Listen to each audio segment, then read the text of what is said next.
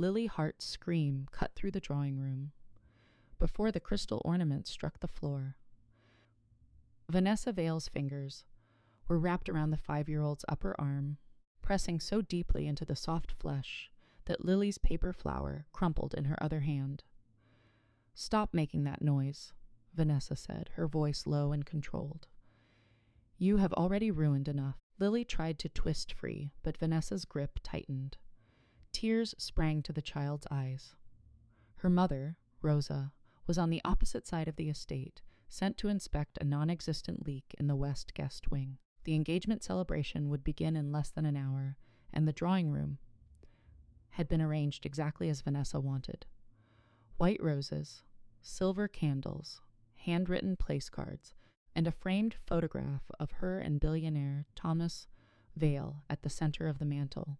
Lily had only reached for the photograph because the ribbon around its frame was the same blue as the ribbon tied to her paper flower. Her sleeve caught one corner. The frame tilted. Vanessa caught it before it fell, then caught Lily.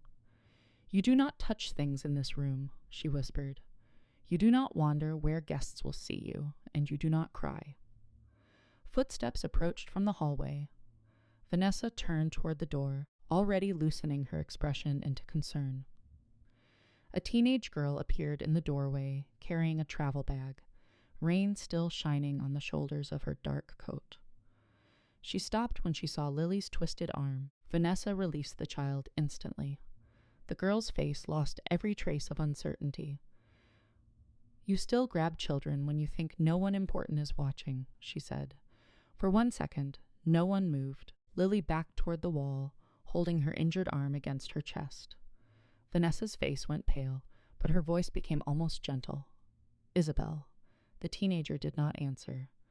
Behind her, Mrs. Evans, the senior housekeeper, reached the doorway and whispered, "Miss Vale." That was how the room learned who had returned. Isabel Vale, 17 years old, Thomas's only daughter, had not crossed the estate's front doors in almost 2 years. Most of the younger staff knew her only from photographs that remained on the upstairs landing. She had been living with her maternal aunt in Boston and attending school there. Thomas had described the separation as temporary space. After a difficult period of grief and conflict, Vanessa had described it as a teenager's refusal to accept that her father had moved forward. Isabel looked from Vanessa to Lily, then crouched without touching the child. "What's your name?" she asked. "Lily." "Is your mother here?" Lily nodded toward the hall and began crying harder. Vanessa stepped forward. She knocked an antique frame from the mantel. "I was trying to stop her from reaching the broken glass." Isabel looked at the intact frame in Vanessa's hand. "There is no broken glass." "Because I caught it." "And then you caught her." Rosa appeared moments later, breathing hard from running the length of the house. The west guest room had been dry, the walls untouched, and the maintenance supervisor had known nothing about an urgent leak. She had realized too late that Vanessa had invented the task. When she entered the drawing room and saw Lily pressed against the wall, she crossed directly to her daughter. "What happened?" Lily held out her arm. 4 red marks were already forming beneath the sleeve. Rosa pushed the fabric upward and looked at Vanessa. "Did you do this?" Vanessa's calm did not shift. "Your daughter entered a restricted room during event preparation and nearly destroyed a family photograph. I prevented an accident. You hurt her. I restrained her for a second." Rosa lifted Lily into her arms. "You sent me away. I asked you to handle a household problem. There was no problem." Vanessa glanced toward Mrs. Evans. "Then there was a misunderstanding."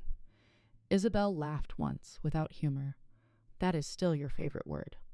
Rosa looked at her, recognizing the daughter whose room she had dusted long after the girl stopped living there. Isabel's hands were shaking despite the steadiness of her voice. She used to call everything a misunderstanding after the marks faded. Thomas entered during the silence that followed. He had returned early from the city after receiving a message from his assistant that Isabel had appeared at the estate without warning. He expected an uncomfortable reunion. Instead, he found his daughter standing between his fiancée and a crying child, while Rosa held Lily's reddened arm under the light. "What happened?" he asked. Vanessa answered first. The child reached for the mantel display. I stopped her before the frame fell, and Isabel arrived at the worst possible moment. Thomas looked at Lily's arm. "That was from stopping her?" She pulled away. I held on too firmly. Vanessa turned to Isabel with patient sorrow. "And now your daughter is connecting it to memories she has never described accurately." Isabel's face closed. Thomas noticed, but the old interpretation rose in him automatically. When Isabel was 13 and 14, she had accused Vanessa of humiliating her, locking away her phone, controlling who she saw, and gripping her wrist during arguments.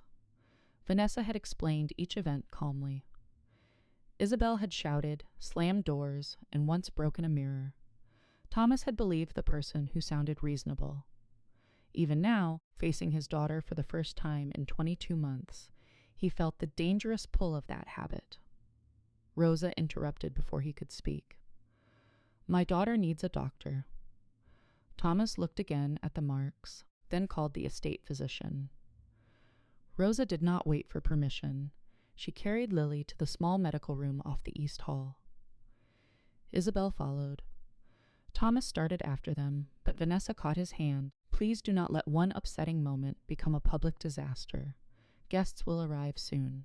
He stared at her fingers around his. "The celebration is postponed. Thomas, there is a 5-year-old with marks on her arm. And there is an explanation. Then it can survive postponing dinner." Vanessa released him slowly. He instructed Mrs. Evans to contact the guests and cancel the evening without details. He did not miss the relief that crossed the housekeeper's face before she turned away. The physician, Dr. Mehta, photographed the marks with Rosa's consent. He documented finger-shaped bruising along the upper arm and tenderness near the shoulder, but no fracture or dislocation. Lily sat on the examination table, holding a small stuffed fox that Isabel had found beneath a chair in the drawing room. The fox wore a blue ribbon around its neck. Isabel stared at it. "That was mine," she said. Rosa looked confused. "The fox?" "The ribbon." Isabel touched the frayed edge. "I used to tie blue ribbon around everything.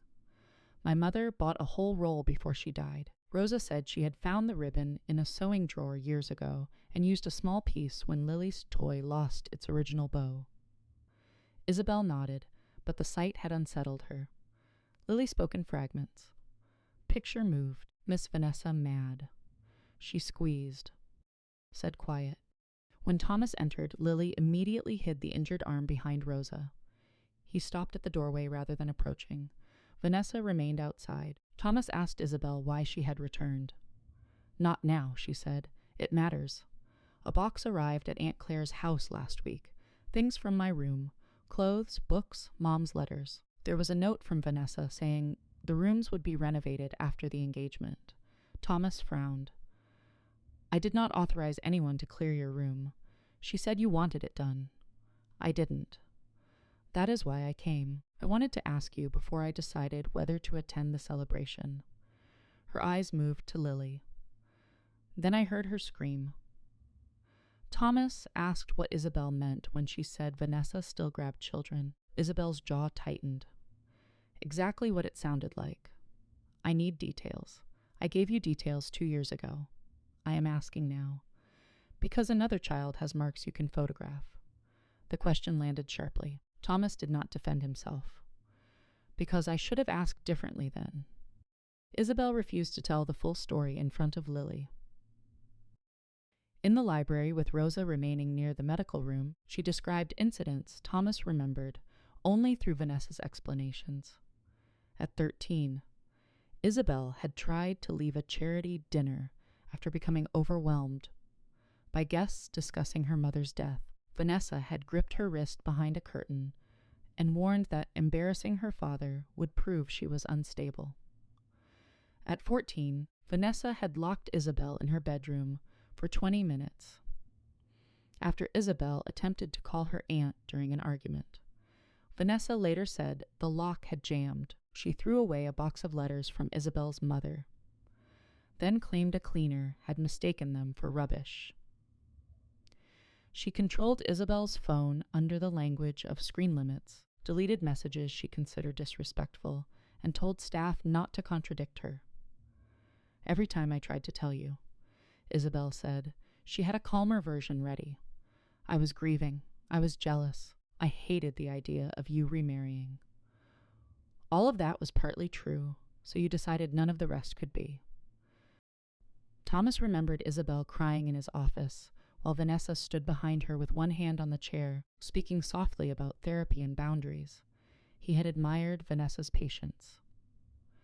"Why did you leave without telling me all of this again?" he asked. Isabel looked at him in disbelief. "I did tell you. You sent me to my room." Vanessa entered without knocking. "This is exactly what I feared." She carried a folder containing printed emails. Isabel has spent 2 years reshaping every argument into abuse. She came back because she heard about the engagement and wants control. Isabel stood. "I came back because you packed my room. Your father believed a clean break would help you." Thomas turned. "I never said that." Vanessa paused only briefly. "You said the house could not remain frozen in the past. That was about the music room." I understood it differently. She placed the folder on the desk. The emails showed Isabel declining family therapy sessions, refusing holiday invitations, and asking that Thomas not contact her directly for a period of 3 months. "She chose distance," Vanessa said. "I respected it even when you were devastated." Isabel picked up one email. "I never received this invitation. You replied to it. That is not my email address." Thomas leaned closer. One letter in the address had been changed, an extra L in Isabel's surname. The reply to declining therapy had come from the incorrect account. Vanessa's expression remained composed. "A clerical error. Your assistant handled scheduling."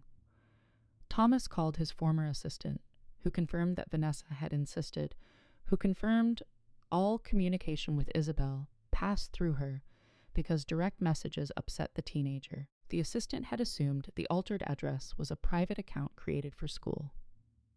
Thomas then called Isabel's boarding school. The counselor on duty retrieved 2-year-old correspondence. Isabel had requested a joint family session 3 times during her first semester. The school had sent appointment options to Thomas's office and received responses stating he was unavailable and believed space was preferable. Thomas had never seen them. Vanessa said his schedule had been impossible, and she had made practical decisions to protect him. "You were traveling constantly. Isabel refused every visit I arranged." "You told me Dad canceled," Isabel said. Vanessa turned to Thomas. "Do you see how she does this? Every disappointment becomes my fault. The evidence was not yet complete, but the shape of it had changed." Thomas asked Mrs. Evans to gather household schedules, staff complaints, and resignation records from the past 3 years. He told Vanessa the engagement remained postponed and asked her to stay in the guest suite while he reviewed what had happened. She stared at him. "You are placing me under house arrest because a maid's child bruised easily, and your daughter returned angry." Thomas heard the phrase but did not respond yet. Vanessa softened. "I love you. I helped hold this family together when you could barely speak after Margaret died, and I am trying to understand what that help cost everyone else. It cost me years of patience. Go to the guest suite." Rosa planned to leave the estate that night. She packed Lily's books, spare clothes, and lunch container while her daughter rested. Thomas found her in the staff pantry and asked her to remain on paid leave until he could arrange safe transportation and independent medical follow-up. Rosa closed the lunch bag. "I will accept the doctor and the transportation. I am not promising to return." "I understand." "Do you?" She looked directly at him. "Mrs. Vale, Miss Hale, has spoken to staff this way for years. She changes schedules when people disagree with her. She threw out my daughter's birthday cake because it was stored in the wrong refrigerator. She squeezed Lily's shoulder once when she ran through the foyer. I told Mrs. Evans. Mrs. Evans told me to avoid conflict because you believed Miss Hale was good with children. Why didn't you come to me? A gardener did. He was dismissed a week later for unrelated performance concerns. Maybe they were unrelated. None of us wanted to test it. Thomas absorbed this without defending his intentions. Rosa continued, "You were always polite to us. That made you think the house was fair. But people behave differently when the owner is not in the room." Lily appeared in the doorway holding the stuffed fox. At the sight of Thomas, she stepped behind her mother. He did not move closer. Mrs. Evans brought 3 statements. Mrs. Evans brought Nahima described Vanessa pinching Isabel's arm beneath a dinner table after the girl corrected her in front of guests. The estate driver remembered taking Isabel to school the morning she left permanently. Isabel had carried a sealed envelope addressed to Thomas and asked him to deliver it personally. Vanessa met the car before he reached the main entrance, said Thomas was in an emergency meeting, and offered to deliver the letter. The driver never saw it again. Mrs. Evans then opened a locked drawer in her office and removed the envelope. "I found this 6 months later behind the cabinet in Miss Hale's dressing room," she said. "I was afraid to give it to you because she had already convinced everyone that Isabel wanted no contact." Thomas recognized his daughter's handwriting. The seal was broken. The letter was brief. Isabel wrote that she was not leaving because she hated him or wanted to punish him. She was leaving because home no longer felt safe. She said Vanessa frightened her in ways that left little proof, and then explained her reactions as illness. She begged Thomas not to send money or gifts in place of answering. The final line read, "I do not need you to choose me over her. I need you to believe I am worth asking twice." Thomas read it once, then again. He remembered sending Isabel a new laptop after she left, followed by tuition payments, a birthday watch, and messages about giving her time. He had mistaken financial consistency for emotional presence. "Why didn't you speak sooner?" he asked Mrs. Evans. "Because every time someone questioned Miss Hale, you asked her what happened, and then accepted the version she gave most calmly." Her answer contained no anger. That made it worse. Vanessa did not wait quietly. She found Rosa near the staff exit and offered her a sealed envelope containing enough money to cover 6 months of wages. "Take Lily somewhere peaceful," she said. "This house is about to become very unpleasant." Rosa did not touch it. "Are you offering compensation?" "I am offering security." "In exchange for what?" "For refusing to let Isabel turn your daughter into a weapon against me." Isabel entered from the corridor before Rosa could answer. Vanessa's expression changed instantly. "You are following me now?" Isabel looked at the envelope. "No." I recognized the method. She took out her phone, not to record but to call Mrs. Evans and ask her to bring Thomas. Vanessa stepped closer. "You have already done enough damage." Isabel's flinched. It was small but visible. Then she held her ground. "I ran the first time because Dad believed you. I am not running while you do it to someone who cannot afford to leave." Thomas arrived with Mrs. Evans. Rosa handed him the unopened envelope. Vanessa called it a severance offer made in anticipation of Rosa resigning. Rosa said she had not resigned. Vanessa replied that bringing a child into a formal drawing room after being given clear instructions showed unacceptable judgment. "Lily was in the staff pantry," Rosa said. "You called me away and then took her into the drawing room." Vanessa denied taking the child anywhere. Lily, standing behind the pantry door, whispered, "She said flower pretty." "Come show." Everyone turned. Rosa crouched beside her. Lily explained in short pieces that Vanessa had praised the paper flower and led her toward the mantel, then became angry when the frame moved. The setup had not been accidental. Vanessa had removed Rosa and invited Lily into the room before punishing her for entering it. Thomas asked Vanessa to join him, Isabel and Mrs. Evans in the drawing room. Rosa chose to remain near the doorway with Lily rather than sit inside. The engagement decorations had not been removed. White roses still surrounded the framed photograph Lily had nearly knocked over. Thomas placed Isabel's letter, the school correspondence, the medical photographs, and the sealed payment envelope on the table. He did not make a speech. He asked Vanessa about each item. She said the letter had been interceptor because a letter had been interceptors was emotionally volatile, and the contents would have harmed Thomas. She said the school messages were managed during a period when family contact worsened Isabel's behavior. She said staff complaints reflected resentment toward standards. She said Lily's bruises resulted from a child pulling against a necessary grip. Each explanation sounded plausible alone. Together, they described a woman repeatedly deciding that other people's voices were dangerous when they threatened her position. Vanessa looked at Thomas as if he were the only person in the room. You know me. You know what I have done for this family. I know what you allowed me to see. Isabel hated me from the beginning. She was 13 and grieving. She was cruel. She was a child. Vanessa's control finally thinned. And this child nearly destroyed an irreplaceable photograph before the most important night of our lives. Rosa's shoulders stiffened. Vanessa pointed toward Lily without looking at her. You are throwing away our future because a servant's child bruised easily, and your daughter still refuses to grow up. The room became very quiet. Thomas looked at Isabel first, then at Lily hiding against Rosa's skirt.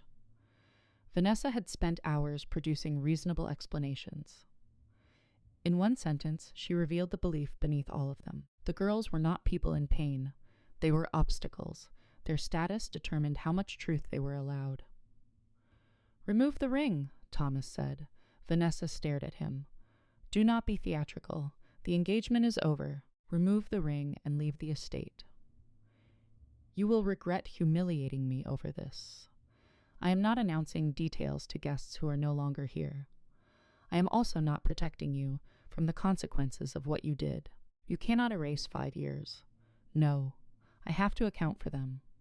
Vanessa removed the ring and placed it beside the photograph. She looked toward Isabel.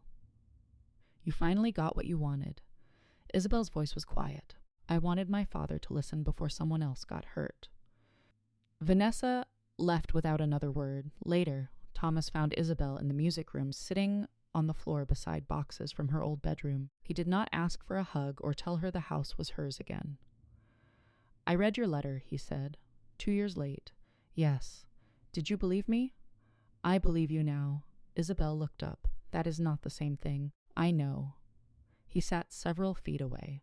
I treated your fear as jealousy. I believed calm explanations because your pain was harder to face. I let you leave instead of making the house safe. I sent money and called it support. I accepted messages I should have questioned because they made my guilt easier to manage. Isabel's eyes filled, but she did not look away. I did not need you to choose me over her. I needed you to believe I was worth asking twice. You were. Then why didn't you? Thomas answered honestly. Because asking twice might have required me to admit I had been wrong the first time. The silence between them was painful, but no longer false. Isabel said she would return to Boston the next day. She was not ready to move home. Thomas told her he would not pressure her. You can call me, she said. Directly. I will. And if I do not answer, I will ask again without deciding what your silence means. A few weeks later, Isabel returned to the estate by her own choice for an afternoon visit. Independent reporting procedures had been established for the staff. Previous complaints were being reviewed, and Rosa had agreed to return. Only after Mrs. Evans showed her the new system and confirmed that Lily could remain with approved childcare when emergencies arose. None of those changes made Lily forget. She still flinched when voices rose in another room. The marks on her arm had faded, but she avoided the drawing room entirely. Thomas passed the kitchen and saw Lily at the table making paper flowers. Isabel sat beside her, cutting strips of blue ribbon from the old roll that had belonged to her mother. Rosa worked nearby, close enough to see them. Lily held up a crooked flower and asked, "Can someone make me leave again?" Isabel tied the ribbon carefully around its stem. Not without someone listening this time. Thomas heard the words from the doorway but did not enter. Removing Vanessa had ended the immediate danger. It had not repaired the trust his blindness had broken. That would depend on what he did after the house became quiet again. So he stayed where he was and listened.